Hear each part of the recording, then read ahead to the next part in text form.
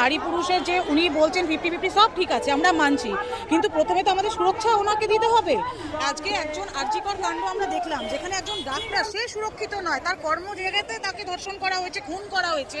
তা সেখানে পানশালার মধ্যে যদি মেয়েদেরকে উনি জব দেন, কাজ দেন, সেই আইনটা যদি উনি বার করে থাকেন, তাহলে সেখানে কে সুরক্ষিত থাকবে? কিভাবে সুরক্ষিত থাকবে? রাতে উনি নিরাপত্তা দেবেন কি করে? তার জন্য আমাদের প্রতিবাদ আছে, কারণ পশ্চিমবঙ্গে মহিলারা সুরক্ষিত নয়, তার জন্য আমাদের প্রতিবাদ আছে। প্রথমে ওনাকে সুরক্ষা দিতে হবে, তারপর ওনাকে আগে কথা বলতে হবে।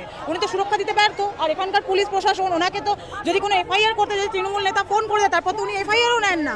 তাই জন্য বলছি এই সরকার চলবে না, পুলিশ প্রশাসন একদম ব্যর্থ, নারীদের সুরক্ষা কোনোভাবেই এরা দিতে পারে না। যে যে ভাষা বোঝে তাকে সেই ভাষায় যোগ্য জবাব দিয়েছেন দিলীপ দা, একদম আমরা সমর্থন করছি। উনি হঠাৎ করে উড়ে এসে 500 টাকা নিয়ে লক্ষ্মীর ভাণ্ডার, যখন এই আরজিকর কাণ্ড হয়েছে, যখন ট্রেনের মধ্যে মহিলাদের ছবি তুলেছে, এইসব মহিলা কেন প্রতিবাদ করে না? যখন অপরাধীদের কথা আসে তখন তো এরা তাদের সমর্থক, কারণ অর্ধেক তৃণমূলই তো এখানে জড়িত থাকে।